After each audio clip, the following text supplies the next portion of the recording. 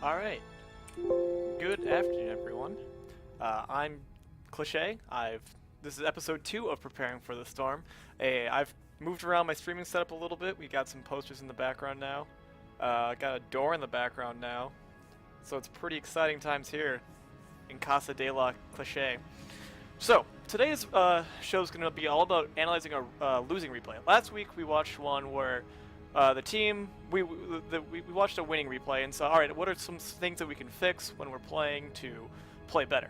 This week is going to be, alright, what can we have done differently not to lose? So there's 4 things I want to cover in this today. I want to talk about the hero selection that gets picked, specifically 2 heroes. We're going to be playing on Haunted Mines, and there's a Tassadar and a Sylvanas. I think the other picks in the game are pretty standard for the Team League, Hero League meta at this right now, so we're not going to cover those as much. I also want to talk about traps, where one team will do something to bait the other team into doing something.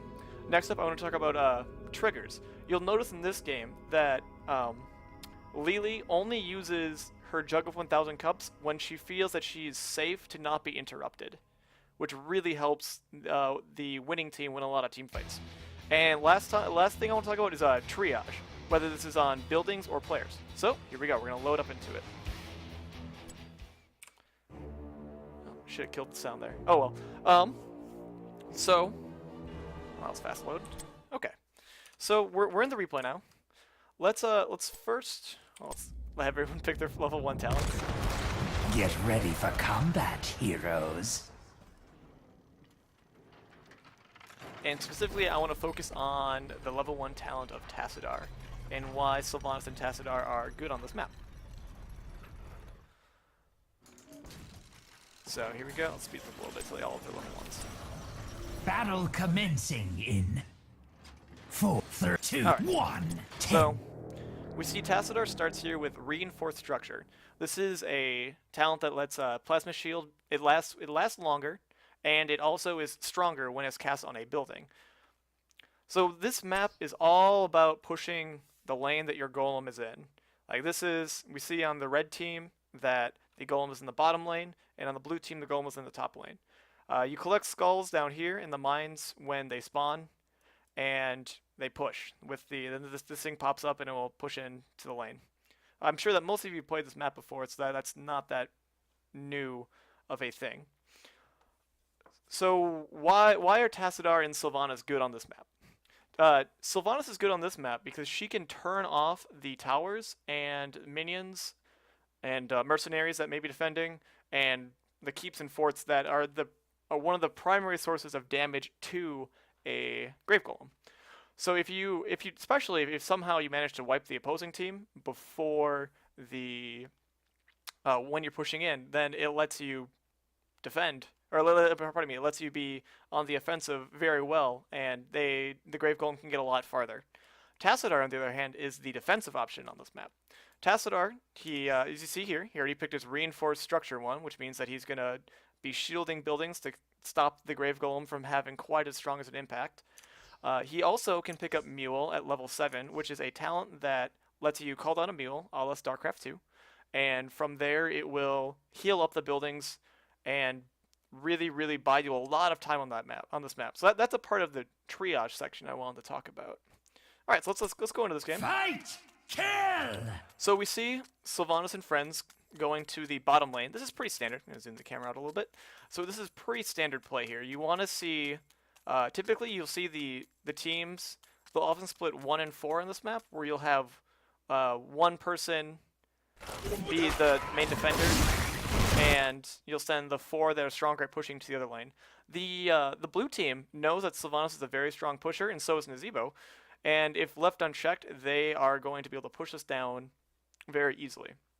So to make up for that, they make a very smart play here, and they send 4 down here and Tassadar up, because Tassadar can soul lane very safely. He's got decent wave clear, so that's good. So we see this. We just use a little bit of harassment here. Not too much is going to happen down here early. I believe there's a couple kills later on around when the mines open at 1 minute and 30 seconds. Not a lot. But instead we see a lot of poking going back and forth. Yeah, we can keep that down. Alright, so same with top lane. Top lane's just going to be these two clearing the wave back and forth, healing themselves up, trying not to get too damaged in the process. So red team could have, if they knew that they were going to not be able to push this in, they could have rotated up the top, or they could have stayed bottom to keep this neutralized. Either way, it's not going to make that too big of a difference. We'll see the big difference come later on in the game when we see some fights that don't quite go the way that the red team wants them to go.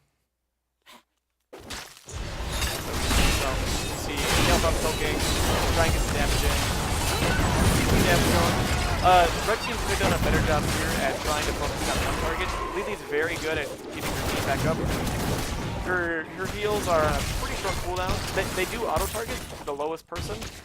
So he's gonna try, like, when you're laying against a Lily, they're going to have keeping everybody up pretty decently high. Also, Sonya can heal herself in her spin. Alright, you see lines coming up. You see the team playing maybe a little bit too offensively here. It's going to cost you Sonya. First blood.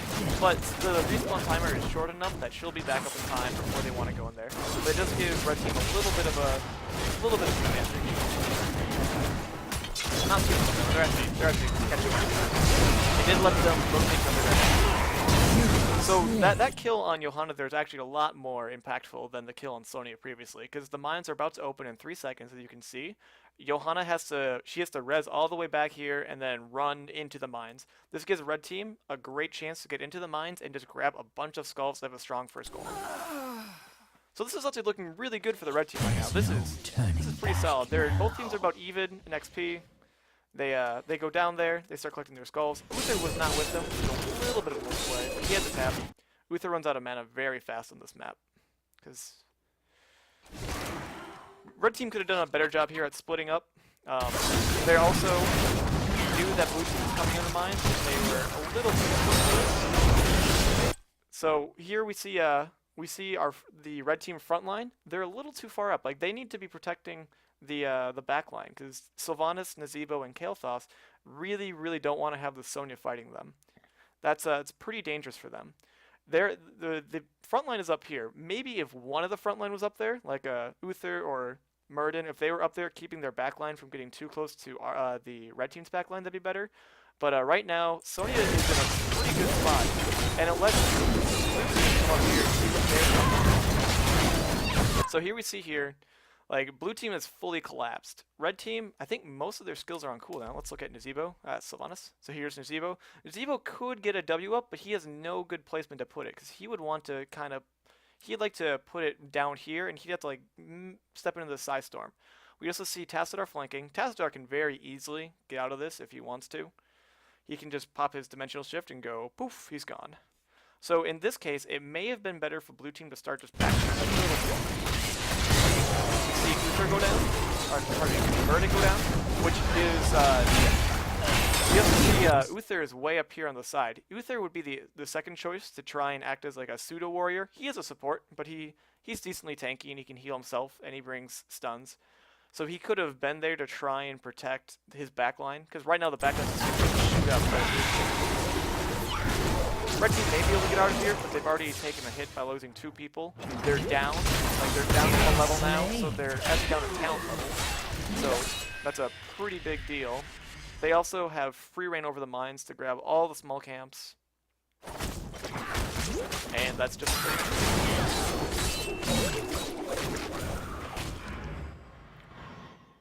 you see, just them kind of going around, picking everything up.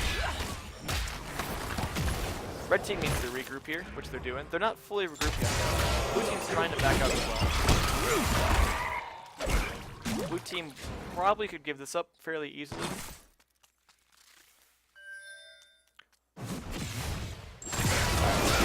He's taken out. Blue team's gonna make it out alive. They're gonna want to defend this. Like, they're gonna go out. At this point they're all pretty low, so they can tap their wells, and then they can easily rotate down to grab. Looks like they're gonna go for these. There is a fun trick you can do on this map with the siege column. We'll talk about it here as it becomes relevant. So we see red team coming out. They're gonna want to get this lane flipped in a little bit, get that next little bit of soak. The game's still pretty even. Red team needs to clear out these knights just to keep their minion wave coming up. And then they're also, both teams are going to rotate to their siege giants.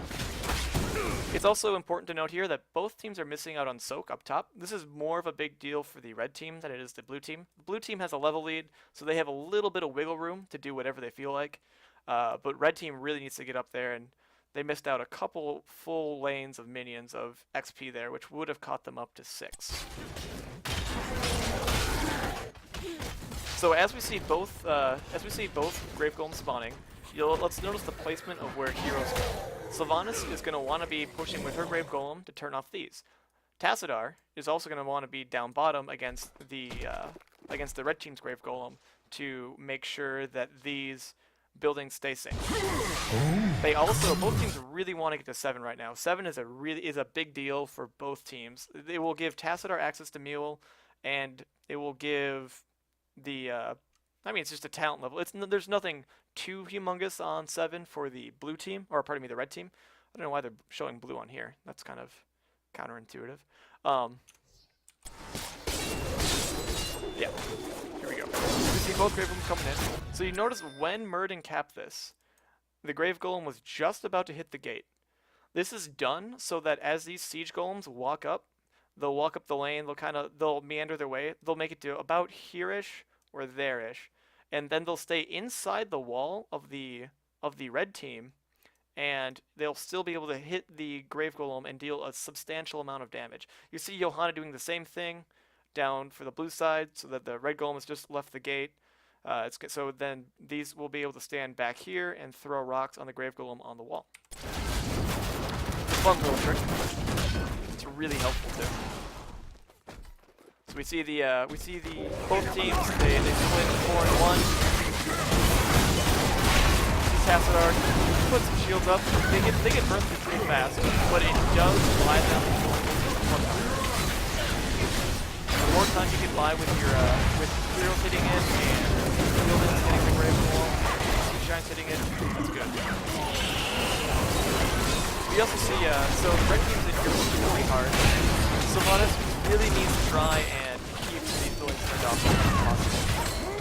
Blue team's doing a very good job at denying the red team's ability to do that. You also see the mule being called down now. This means that if the red team does not get a building kill, that the mule will eventually heal those buildings back up to full. Which is very, very strong and important. So both Grave Golems go down at the same time. Red team hits 7. They can rotate up here. They can push with their remaining siege golems. They should probably have kept one bottom just to keep that soak going. Maybe kept Nazeebo down there or Kael'thas. Either one of them would have been fine. Golems will return. You see blue team making their way up. They're going to want to defend against this. But notice they keep Tassadar down here to keep pressure up, keep the soak going. Because both teams really want to hit 10.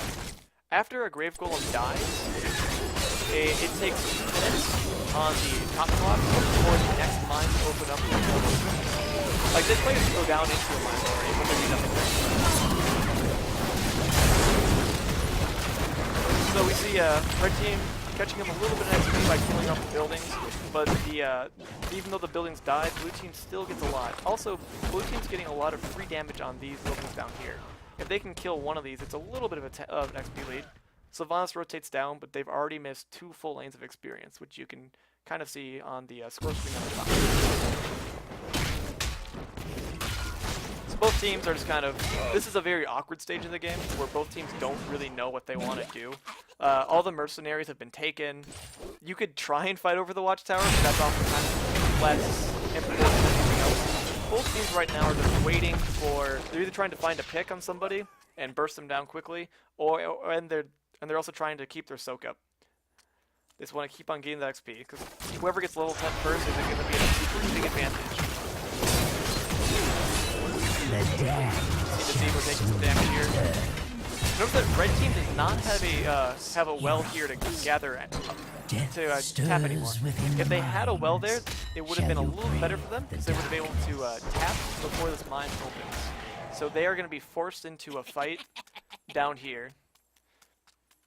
So let's talk a little bit about this fight that's going to come up here. We see blue team's in a pretty good position to fall back and get into these mines. whoever can get into the mines first, especially when they're down here, can set up a great ambush. This is the traps that I was talking about, one of the traps. So we'll see it here in a little bit. We'll see blue team take a little bit of damage here. So is red team. But they just make their way into here. So let's pause it. So we see Murden going down. Murden's gonna go down there, but look, he's gonna walk into 4 people waiting for him. We see a let's see, who do we have down here? We have Sonya. We have everybody with Tassadar. So we see Sonya, Johanna, Lily, and Jaina. Sonya and Johanna will be able to stun Murden as he comes down pretty easily, and Jaina is gonna have a decent amount of damage, and Lily will keep the blue team healthy and also blind Murden. So we see this. He comes down. He gets stunned. He's getting a lot of damage on him. We see Nazeebo comes down. He even gets more damage on him. And notice how the red team is split. Red team can't come down here and get a good fight. They don't have the whole camera shifting back and forth between where they want to be seeing and what they're actually seeing is very jarring. And blue team is just set up very, very nicely. You see Jaina's a little bit out of position, but Lily will be able to keep the damage away. We see that. See there's a bunch of damage going down. It kills both heroes. And they just go down. And Nazeebo and Kael'thas are too low to go back in. This also gave blue team the XP lead to get to level 10 first, which is going to be pretty important because you see Sylvanas down here. She can't fight against 5 people. So what could have red team done differently there? Let's talk about that, because that's pretty important. Red team, if you notice here, you can actually see down into the mines if you are standing above it. So red team knew they were coming. They needed to, they knew they were waiting. So what red team could have done, they could have, they could have kept on soaking up to level 10. They could have had Sylvanas go down here and pick up the small camps. Like, pick any one of those. Probably one of these two. These two would be a lot safer. As the mines were spawning. And gotten a few skulls that way, and a little bit of XP, because she didn't want to be too much farther up. And so red team really should have just tried to force getting to level 10 there, and then go into the mines. Instead, they lost 2 players, and Nazeebo and Kael'thas are too low to re-engage. We do see Nazeebo go back into the mines, which is going to be a mistake for him. He's not level 10 yet, he doesn't have an ultimate. He has no idea where blue team was. If we were to rewind this, we're not going to rewind it, but he sees where Jaina is. He doesn't know where anybody else on the blue team is. So he's just going to go into there and die. Because he doesn't know what's going on. He does grab 1 skull. So this puts blue team in a very good spot. They can just grab every skull, except for that one, the Nazeebo skull, on the map. Red team's gonna do a free thing here. Like, they know they can no longer contest this mine. They might have been able to get some of them off their big golem. They all went in together there. They didn't know that Jaina had backwards. So they're just gonna grab this fort so that their Grave Golem will push up to the wall and then get ready to defend. So they can either defend by, they're gonna grab some more mercenaries here to try and keep this pushed in as best as possible and keep this minion wave from pushing with that. So we're just gonna speed this up a little bit while the golem spawns. Not too much is happening. If you notice that all of the buildings that blue team has are very healthy right now because of the few ones because of Tassadar's mule.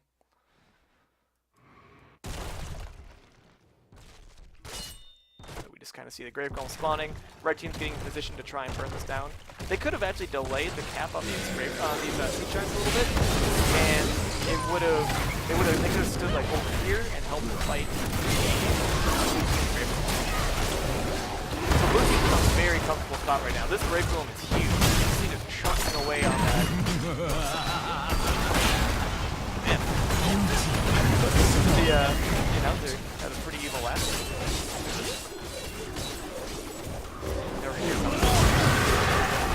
So, blue team, with the Kael'thas' Phoenix going down, this is going to be a good indicator that blue team can push pretty hard. They have to get, the red team has to try and get this Grave Golem down as fast as possible. But once this Phoenix is done, it's going to give blue team a very, very big safe area that they can go into. Especially seeing the ult afterwards. Alright, so, here. This is why really fast. If you weren't paying attention, Sylvanas just cast her Wailing Arrow over here. I'm not even quite sure what it hit. Can't really see. We don't see that any sort of silenced thing on top of here. But as soon as the explosion was heard, Lily immediately popped her ult. This is going to throw a bunch of healing onto Johanna. Even though Johanna was stunned and taking a lot of damage, she's almost back to full 1,000 cups. If blue team, or pardon me, if red team wanted to go in there and interrupt Lily now, they would have to send Muradin or Uther. If Muradin jumps in there and stuns her, he's going to be Sonya food. Sonya's going to go in there and just wreak havoc. Also, his backline would have to make their way past the Grave Golem to try and even help him. And that Grave Golem's going to stun people. It's going to root them in place. It's going to put him in a lot of hurt. So that Jug of 1,000 Cups there was very smart on Lily. She waited until there was no possible way that she could be interrupted without, and if she did get interrupted, it would be very good for their team because it would put somebody in the red team in a very bad situation. Now they've seen every ult except for Avatar go down. Blue team's going to be even more offensive. You see the Ring of Frost coming out from Jaina. She's going to try and land it on here. It's a very, very sticky situation. The Avatar going down. Muradin has to flip out, a lot of damage, and the Grave Wolf will wail on this. Blue team starts to give you, like, their Grave Wolf is pretty low, so they're just going to try and do as much damage as possible, and they're just going to try and keep it out. They managed to go in here and kind of skirt around the edges, because they know that most of the red team's defenses are down. They also can kind of ignore Nazeebel's wall between Sonya spinning and Johanna pulling, and they're able to back out here. They have about a 1 level lead, but also a talent lead, which is going to be pretty important coming up because having a talent lead is one of the better indicators of strength. You also see down here.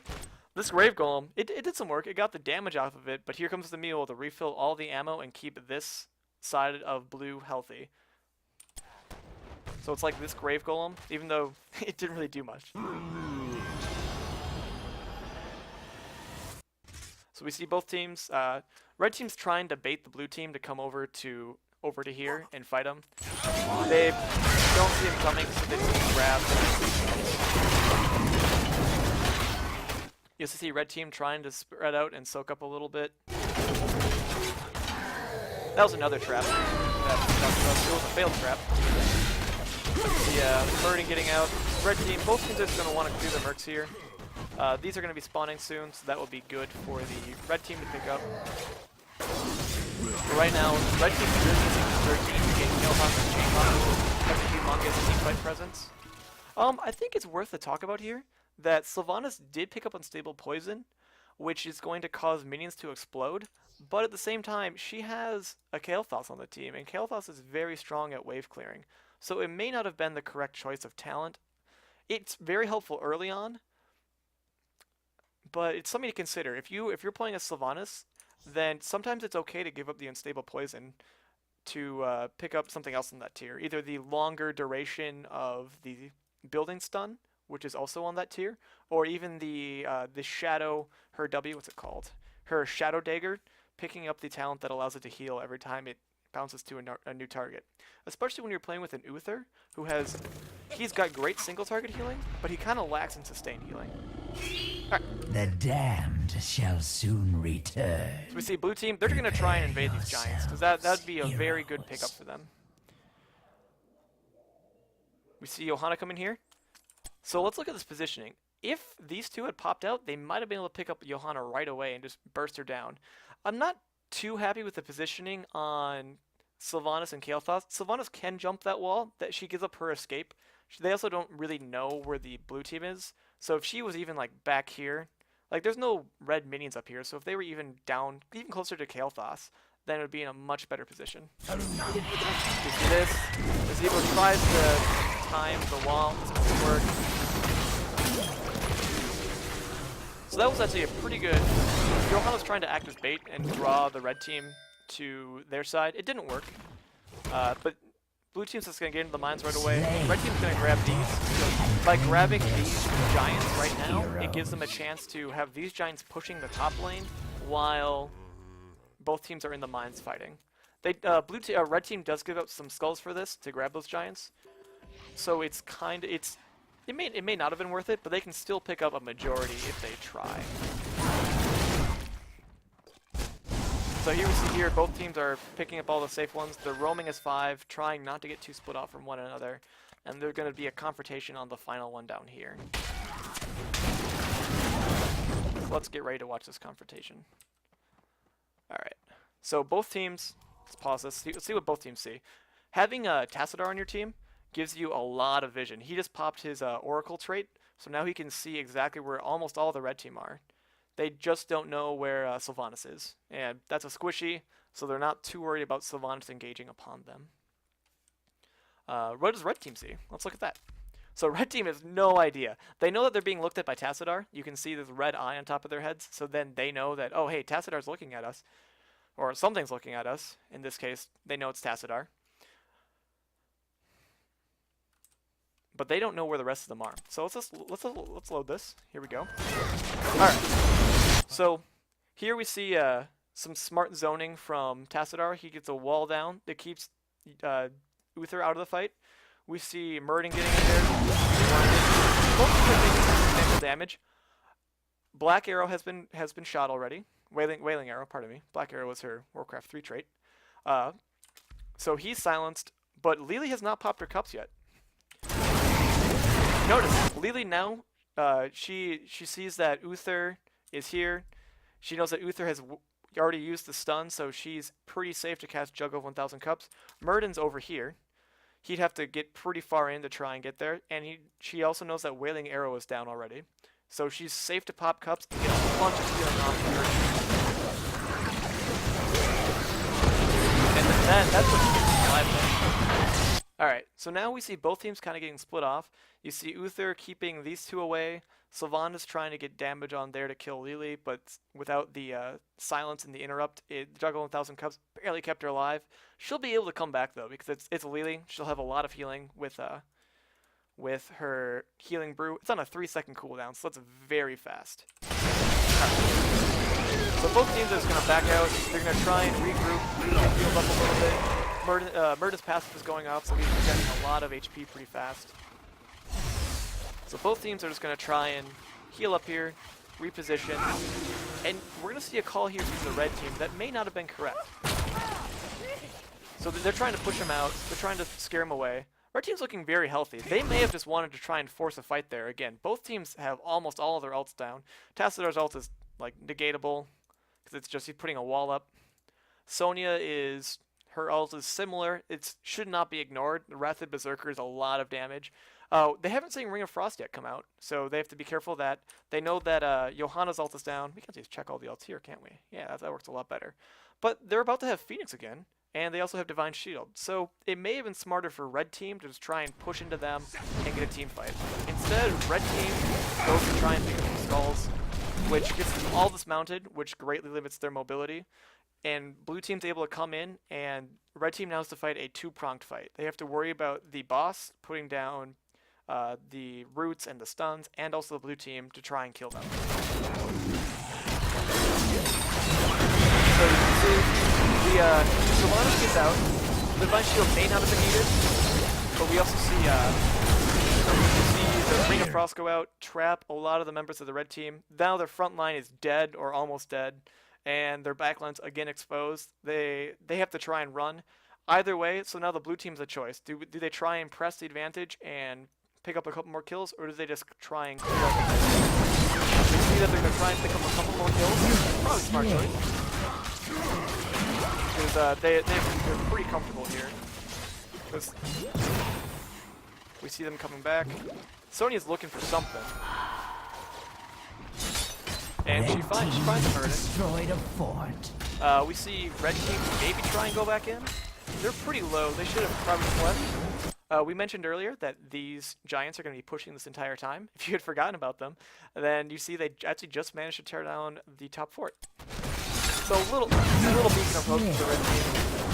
But red team just need to get out there and get healed up and get ready to defend. Boundless anger. Because now, instead of being able to defend with everyone, they have to worry about Nazeebo coming up. They can't rotate around, try and shove out anywhere. Hero slain. Blue team's able to come in here, so they can't do that. Like, red team can't try and defend this. Oh hey, we're almost all dead. It's going to be very, very strong. I think blue team will be able to push it. We see Dragon 1000 comes going out. She's not too worried about being interrupted. Gets them topped off, and they're able now to go push on top of it. See blue team rotating up. They're able to grab this.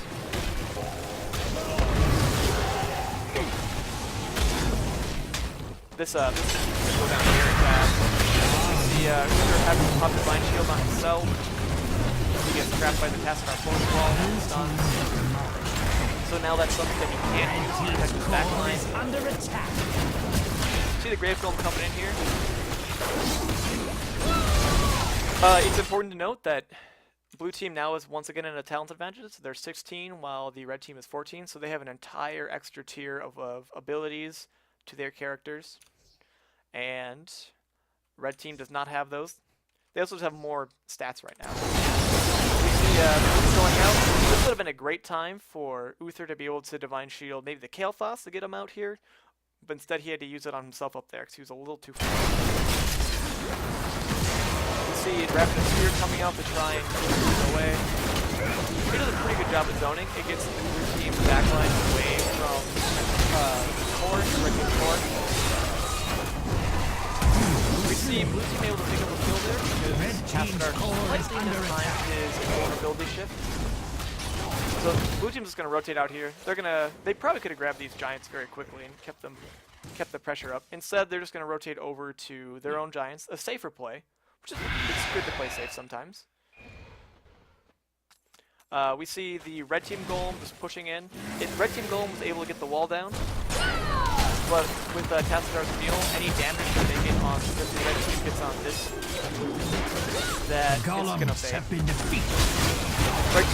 Red team probably should have even played a little bit more aggressively here and just gone straight over to the giants. If they got over to the giants, it would have denied the blue team a chance to get those, and they would have had more vision by picking up this on the way in. And they didn't have to worry too much because Tassadar was down, so it would have been a 4v5, even though they are still down. Also, by capping these knights, it reveals to the blue team that most of them are there.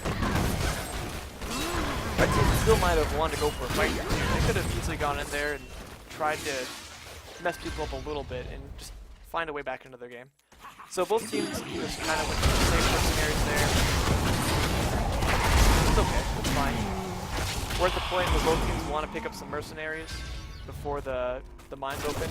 It may have been worth delaying the cap on these to for when the mines were about to open. It's going to give the blue team a chance to clear them out before they can do too much damage. Also, getting these siege giants would have given red team a little bit of extra pressure to negate the catapults pushing in. So we see Lili there. That would have been, if red team was slightly more forward, they could have picked her up. They're going to try and control. We see a very smart Johanna ultimate come out, which interrupts Sylvanas. Sylvanas once again did not save Wailing Arrow for Juggle 1000 Cups. So now you see that. Almost all of the red team's counter Juggle 1000 Cups is gone. So that put blue team in a very much better spot after this fight. Like, they're almost all full. Johanna really needs to get some mana, but red team is looking a little hurt. My wounds close. More ults were popped on, like, everything. It looks like about the same number of ults were popped on the other side. We see red team getting a little too split there. Heroes, the undead shall rise within the mines shortly. Red team needs to deal with these catapults, or else they will eventually end the game on the core. If anything, they'll just keep this pushed in, which is not good for them. So red team's getting healthy. They're getting into the bottom side of the mines. Notice they're pretty split here, so they don't want to try and just grab only the safe camps. Safe camps would have been here and here. Going up to here, which we might see, is a little risky. Instead, we see both teams moving up. It's worth noting that there's more skulls on these two camps than there are on any other camp. These both spawn with 5 or 6, I believe. And then there's 2 skulls per tiny guy, and each other camp only has 4. And then the big one right here has 35. So we see both teams kind of gathering up skulls. Kael'thas is a little out of position here. It's okay. Like, looks like it's playing out very similar to the previous ones, except for this time, red team has to be a little careful because they have got catapults pushing in their top lane. Alright, so we just see people kind of positioning. Red team doesn't want to make the same mistake they made last time. Let's check ultimates here real quick. Both teams, every ultimate is up except for Wailing Arrow, which is up in 2 seconds. So it's more or less up. Both teams just want to try and wipe the other one here and then use it to... Red team wants to do it and maybe even just try and push an end. It'd be a risky play. But blue team definitely wants to wipe the red team here and just push in for the end. Red team's core is under attack. So we see Phoenix going out, not really hitting that much. Like, Phoenix really needs to be positioned on to threaten the Sonya from coming in. And Sonya's way back there. Have we seen Wailing Arrow go out yet? We have not seen Wailing Arrow go out yet, so this would have been a great time for Wailing Arrow to be used to interrupt the Lily. Instead, she gets full directly without the cups, except for the little tail end got interrupted. This Ravenous Spirit is going to be able to do that much faster. But they managed to, red team managed to get Lily down, which is good for them. So now they just want to either try and pick up the Jaina kill, which she got mounted up, so they're going to be unable to do. And they're just going to try and get the rest of the seeds, because they're going to be not too concerned about trying to fight without... Blue team has destroyed a fort. Blue team manages to take down the fort there, just for a little bit of extra XP. They're also just waiting for this golem to pop up, because they're going to be relatively even in strength. Red team's core is under attack.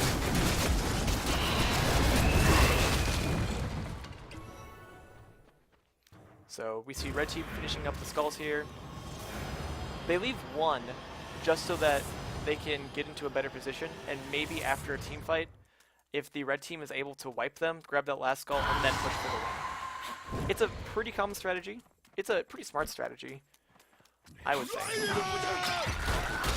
So both are going to go off and try and pick up their siege giants, keep lanes pushed in. Now red team really, really wants to find a fight here and wipe them. But they want to make sure it's a good fight for them. So we see Muradin going down to clear down here. Let's talk about that. We talked about last week how it's not always the best option to have your front line clearing the minions. We saw that in Garden of Terror last week. We also see that looks to be like a fight brewing up here. And now Muradin is way down here, and Sylvanas is over here. And if blue team finds Nazeebo and Kael'thas, it's going to put them in a very, very rough spot where they're going to be their peeling is going to be unable to respond. Uther can probably save 1 of them with Divine Shield, but then they've burned Divine Shield very early in a pre-fight.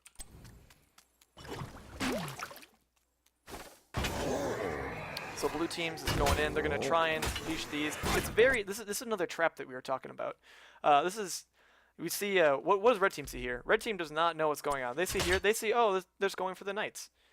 When really, blue team is like, oh, we're gonna wait in this bush, and once you guys come in, we're gonna meet you there. Muradin's still way down here. Red team really, really wants to fight him, but Muradin's down here trying to clear these minions. So we see red team's just kind of waiting. We see the flying go in there. It gets Kael'thas caught out of position. His front line's not in a good spot to protect him, and he just melts. Uther's Divine Shield could have saved him, but Uther was stunned because of Johanna.